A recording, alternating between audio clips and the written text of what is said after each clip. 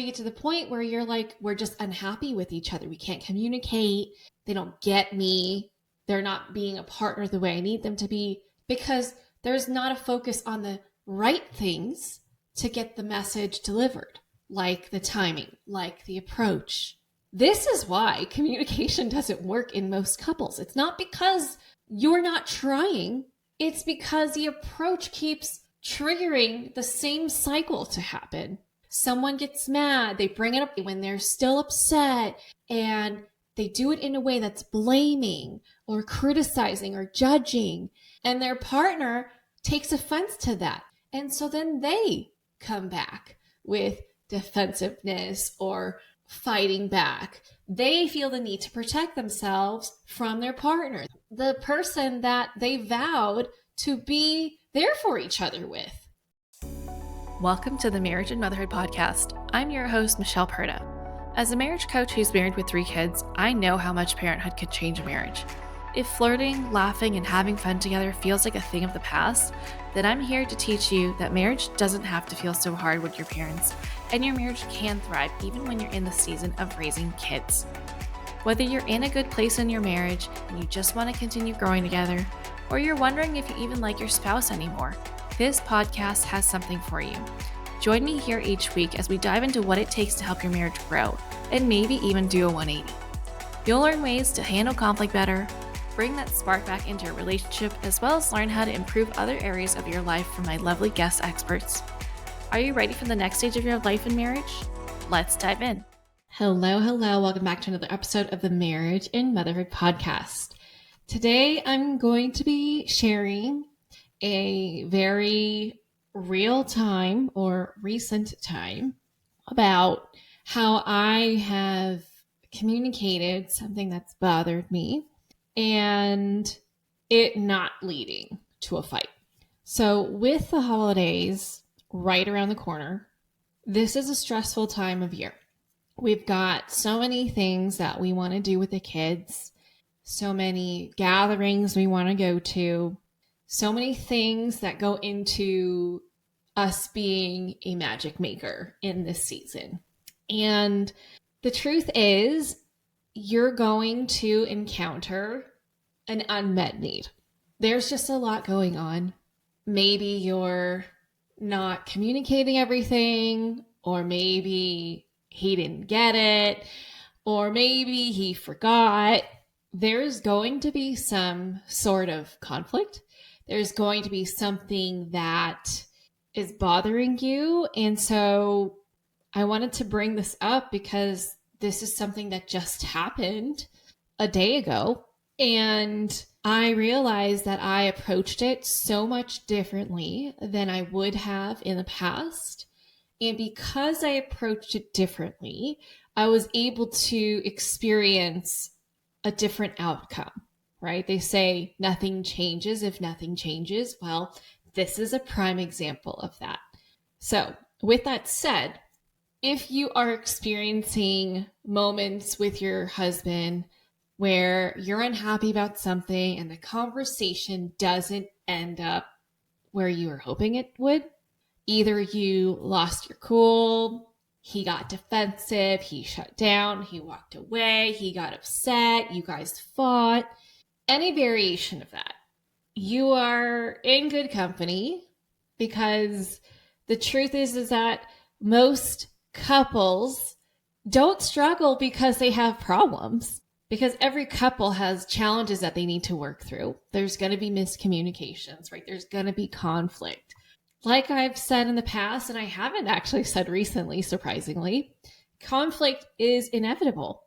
But here's the thing that I want you to know is that even if conflict is inevitable, arguing is optional.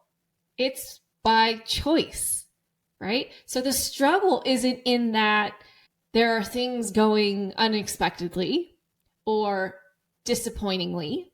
It's that the struggle comes from how these problems are being navigated. The struggle comes from you turning your partner into the problem rather than viewing the problem as the problem and working through it as partners.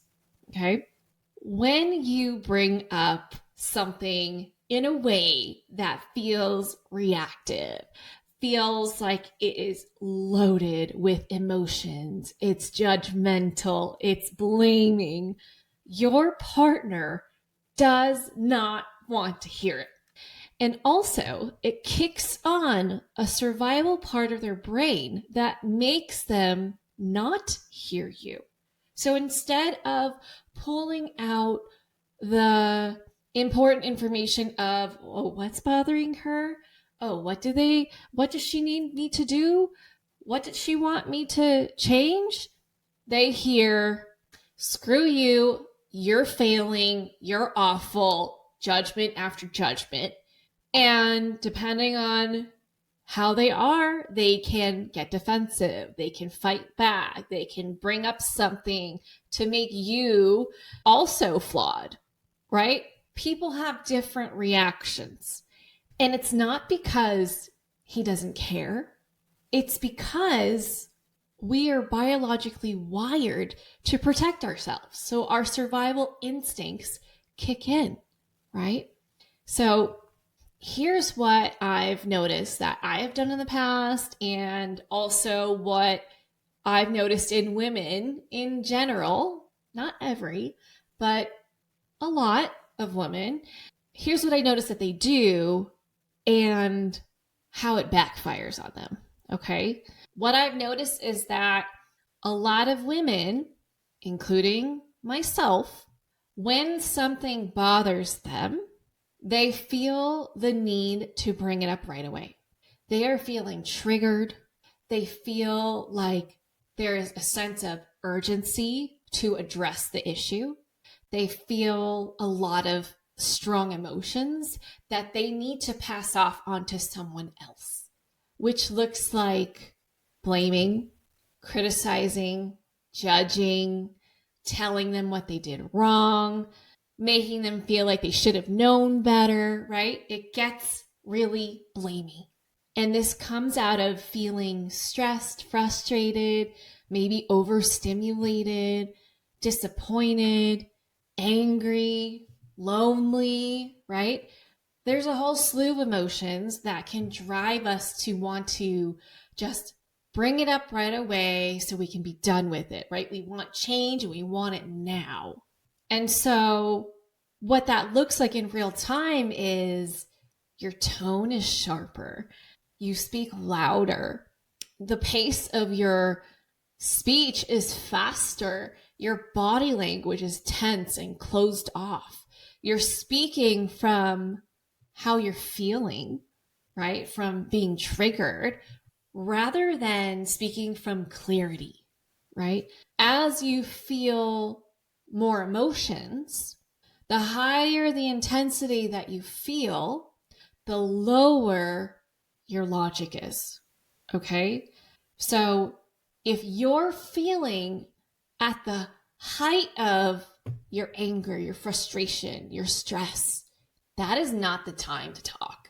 And I'm speaking from experience here. It is not productive. It is only going to yield an argument. And like I said earlier, arguments are optional, right? So you get to choose if you enter it. You get to choose if you initiate it. And you do this by being mindful about your timing and how you say things, right? Your approach to communication.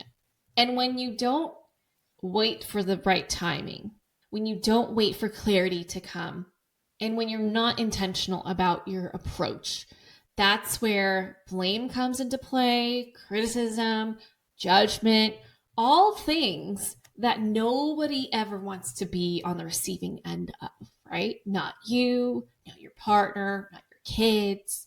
And yet, because we have developed this familiarity with our spouse, sometimes we forget to be respectful because we're so comfortable with them. We let our unfiltered selves unleash, right? We feel betrayed because our person wasn't there for us in the way that we needed.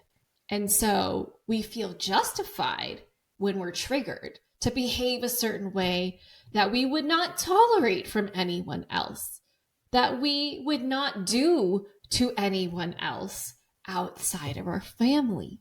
And doing this creates disconnect. It puts your partner into a dysregulated state. So they go into fight, flight, fawn, or freeze. It's perceived emotional danger. And then they move into being defensive. They shut down, or they come back with a jab.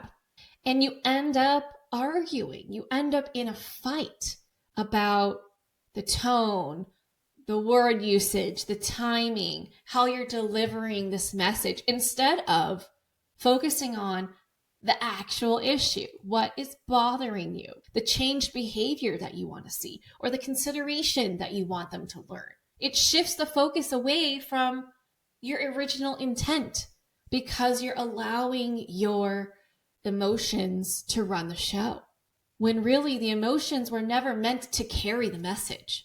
The emotions are just our signal to be like, hey, we're not okay with something here. Okay?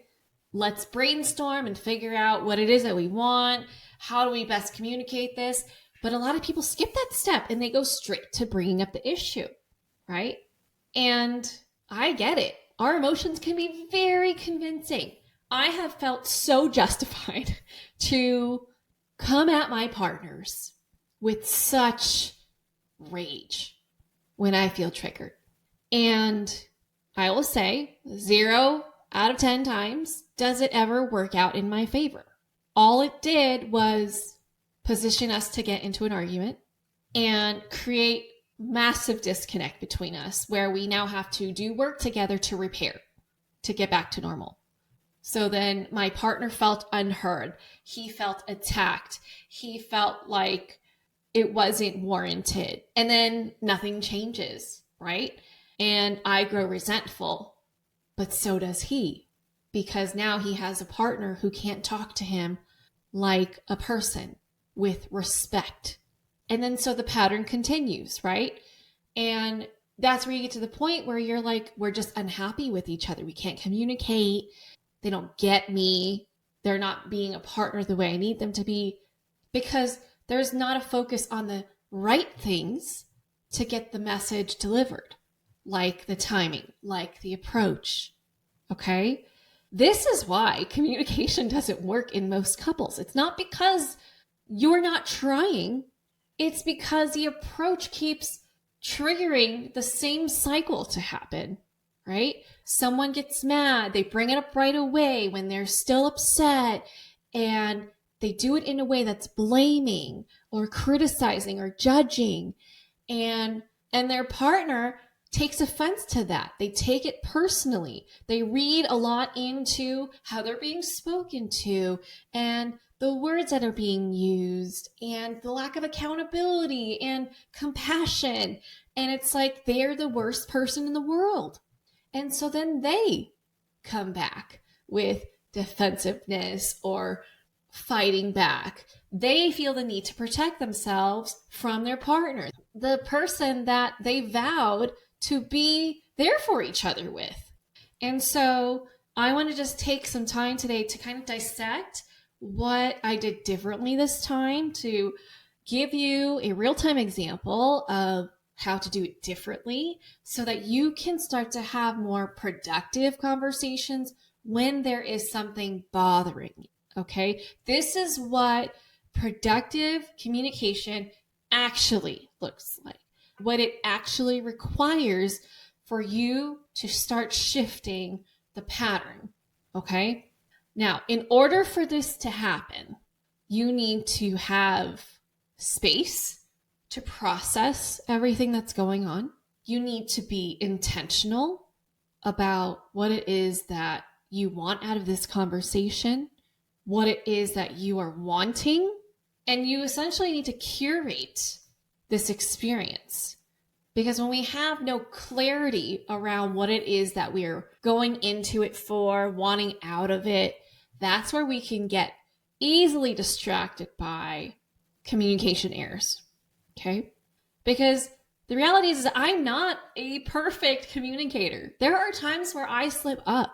And yet, because my husband and I know what to focus on, we can get ourselves out of an argument and prevent arguments from happening and keep the conversation productive because we can spot it when we're starting to veer off. And we know exactly how to get back on. We know what to focus on. Okay? Another ingredient for productive communication is self-awareness. This is huge. Most of us are walking around very unaware of ourselves, but saying we're self-aware. Okay? Self-awareness means knowing how you're coming off, whether you are in a state that is ready to have this conversation, knowing what you needed in the moment, knowing how you felt. And when I say knowing how you felt, I don't mean angry. I don't mean frustrated. I mean 2, 3, 4, 5 layers down.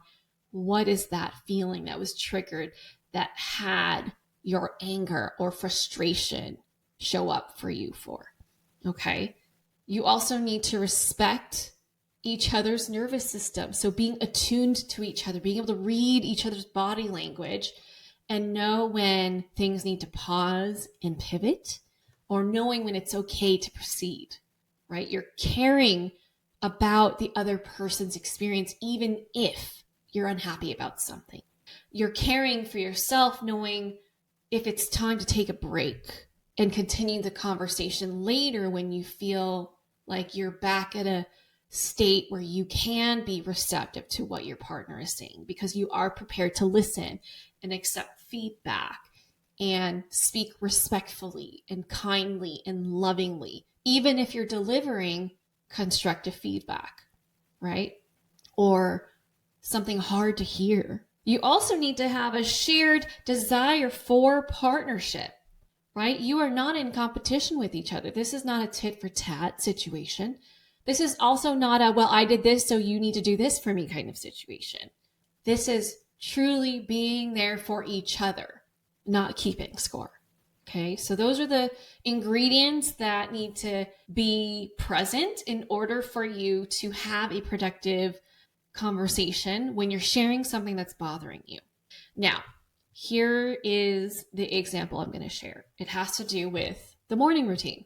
Now, my husband has a much more challenging time functioning when he doesn't get enough sleep.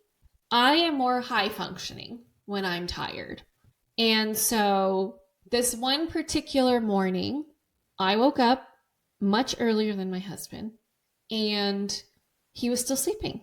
And I was trying to wake the kids up, and every time I went back to my room, he was still in bed. And so I felt my frustration starting to build, because it is our arrangement to have both of us get them ready for school, and then one of us actually does the driving. That's just what has worked for us in the past. But this morning in particular, he did not get up out of bed until much, much later. And as my frustration and feeling unsupported and even lonely in handling the morning routine by myself, with 2 kids that are not morning people, by the way, they very much like to sleep in. They don't want to wake up and go to school.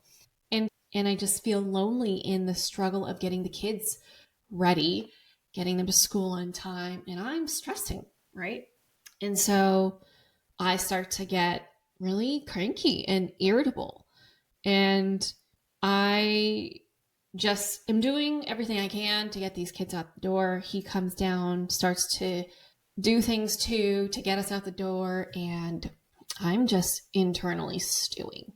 And he can tell I'm not being mean, but I'm also not being warm, right? And kind of like standoffish. And so take the kids to school, and I always go on a walk after I take them to school. And so on my walk, I was like, okay, what is present for me here? What's going on?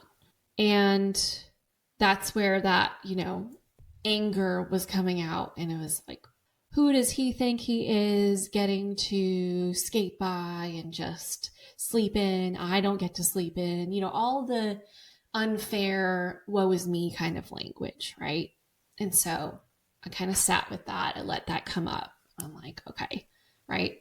Because that's the voice that justifies the outrage, the part of us that wants to really like rip them a new one, show them how upset we are by making them feel upset, right? Feel the pain that we're feeling.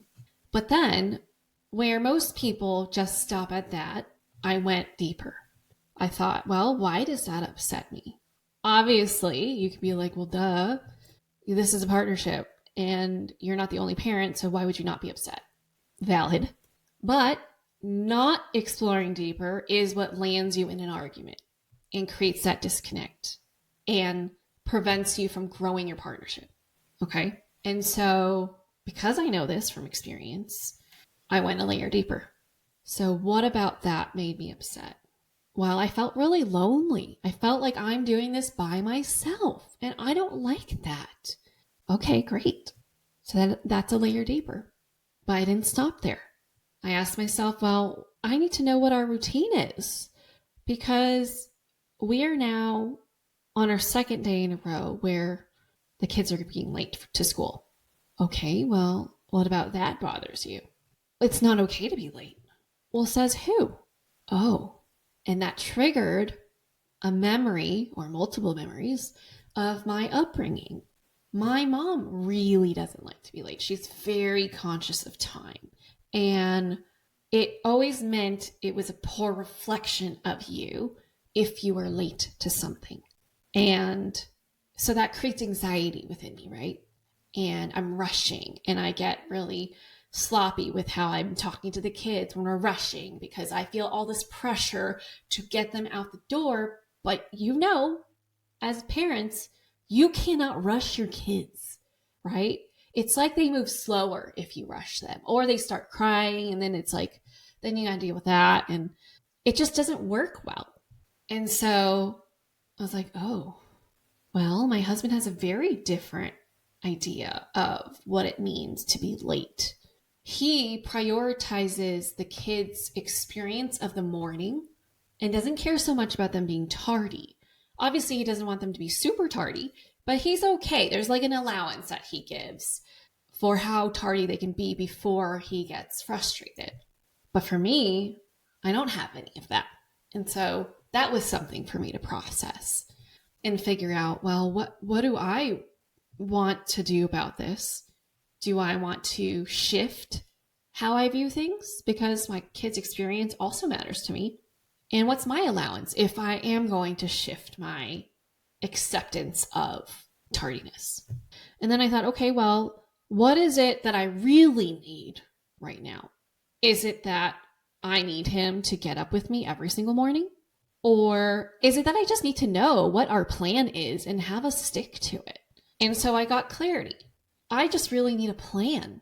So if he's not a morning person, would I be okay with handling the morning if he takes on the nighttime routine?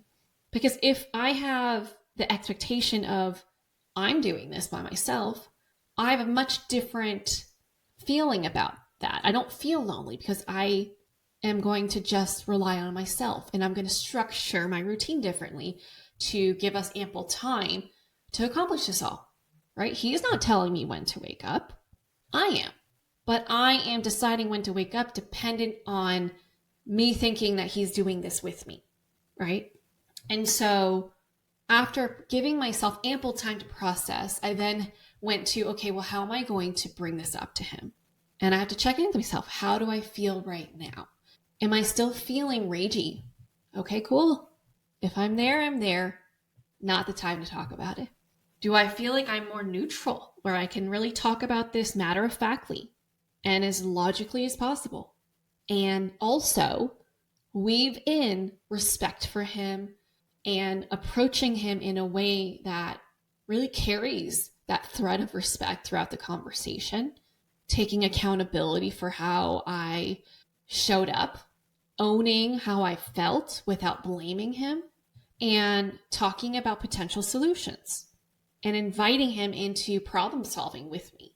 Am I ready to do that without wanting to rip his head off? And that was like my temperature check. And so when I got home, I felt ready. And so I said, hey, knowing that we were at the start of the workday, so it was not a good time for us to talk about it. So I just walked in the door and like, hey, I talked about something else to kind of signal to him that I'm fine. I knew he could pick up that I was irritated. And then I said, whenever we can, I would love to talk about the morning routine, just to give him a heads up, right? And you never want to ambush your partner. And so the day went on, and later on I asked, when would be a good time for us to talk about the morning routine? And he was like, nighttime. It's like, okay. And so that urgency and the frustration and the anger in me had subsided already. So I was willing to wait because I'm thinking long game, right? I'm thinking, okay, I've gathered the clarity that I need out of this situation. And whenever we can have a good time for us to talk about this, we will go into this as partners and we are going to come out of it as partners. But this conversation wouldn't go well if I was going into it ready to wag my finger in his face and make him feel my pain. So I want you to take all of this into consideration the next time you have something that bothers you that you need to bring up with your partner. Do you have the clarity? Is it the right time for your nervous system, for your partner? How is your approach going to be? What is your intent of the conversation? Okay. Are you ready to have a conversation about it without getting super emotional? Right. And I don't mean like super emotional, like sad or anything like that, but like anything that will affect your ability to stay kind, loving, respectful, and collaborative during the conversation. And it's okay if you go into it thinking that you're ready and then realize after you hear some things, you're like, actually, I'm not ready, because you see yourself slipping up with criticisms or reactivity or feeling triggered. It's okay to call a timeout and say pause, or can we start over? Or, okay, hold on. I need to take a break. I'm starting to feel really overwhelmed, or I'm starting to feel triggered, and I don't think I'm ready to have this conversation. Can we come back to this? Okay. What you want to avoid is snapping at your partner, reacting to them, talking over them, interrupting them, judging them, demanding change, making threats, making them feel bad. Okay. This is what creates more tension in your relationship rather than solutions, rather than deeper connection. When you're able to approach the conversation with more clarity, intentionality, respect, kindness, all of that, that's where your relationship gets to up level and evolve, right? Conflict is really an opportunity for you to grow deeper in your relationship. It's when you have conflict and you don't do this internal work where it falls flat and it starts to go into this cycle that over time you may not want to enter. And so you stop sharing your frustrations and what's bothering you, and you harbor it all only to have all the resentment build up and you blow up. Okay. We want to prevent that. And you can do that by allowing yourself that space to process, to think about how you're feeling, to go layers deeper, to figure out what's really happening, what you're needing, what you're wanting, and then expanding that kindness to your partner to allow them the space to speak and be heard, and you to be heard. Okay? Doing this is going to help you protect and build your relationship. It's going to help both you and your partner's nervous systems to stay regulated. It's going to build trust instead of erode it. It will allow your partner to actually hear you instead of feeling the need to defend themselves. You're going to get to solutions faster. You're going to feel more connected instead of more resentful. And it models emotional maturity to your kids. Okay? There are so many benefits to doing it this way. And when I say this way, I don't mean exactly my way, but just having those key components with how you're handling conflict and any challenges that you're coming across in your marriage. Okay. Now, if you keep having the same cycle with how you deal with conflict and you are having a difficult time with resolution, or if your partner gets really defensive, no matter how quote unquote nicely you try and say things, or you struggle to regulate before speaking, or you feel resentful and you want more partnership, but you don't know how to get there, how to create it, then marriage coaching is exactly for you. Okay? Book a clarity call with me. Let's talk about what it is that you're wanting and what your challenges are. And we can get started on helping you build that foundation for learning how to talk things through in a way that feels like adults talking, doesn't feel like you are reverting back to this. So you don't feel like you are embarrassed by how you're behaving, or you're so full of rage and you don't know how to be anything less than angry, but you deeply want to just enjoy and feel at peace and content in your relationship. And you want to feel proud of the example that you're showing your kids. Then book that clarity call. Okay. And if you want to get started with just exploring deeper on how you can get to know yourself better and build your foundation on your own, download my Conflict to Connection guide. It gives you prompts to ask yourself, to explore what's here for me, what's going on with me, and helps you better gain clarity to articulate what it is that you're needing. Okay, so I'll drop both those links in the show notes. Go check that out. This is definitely an episode that you're going to want to save and listen to over and over again as a reference. I'm hoping that by sharing this very personal experience that you can have a better idea of what this looks like in real time, and not just like, oh, that's great in theory. No, this is actually what happened. Okay. This is actually the process I walk my clients through. This is the process I do myself that has created the marriage that I have today, that has created the marriages that my clients have, where they're saying that their marriage has done a 180. Okay. If you're wanting to see that level of change, this is the kind of work that needs to happen. So whether you do it on your own or you do it with me, I hope that you have the courage to do the work. Okay. If you know someone that could benefit from this episode, please share this with them. Better yet, share this in your Instagram stories and tag me so I can give you a shout out. If you love the show, thank you so much for being here. Please leave a rating and review on Apple Podcasts or Spotify. I would so appreciate that. That's truly what helps this show grow and helps more women like you find the show and get the help that they need. And that's all I have for you today. I will catch you back here on the next episode. Bye. That's it for this episode. I hope you enjoyed it as much as I enjoyed making it. If you did, please send me a message over on Instagram at Michelle Perta Coaching to let me know what you loved most about it. Hearing from my listeners is my absolute favorite. And if you've been loving this podcast, please leave a rating and review. This will help people like you find the show and get the help they need. Catch you here on the next episode. Bye.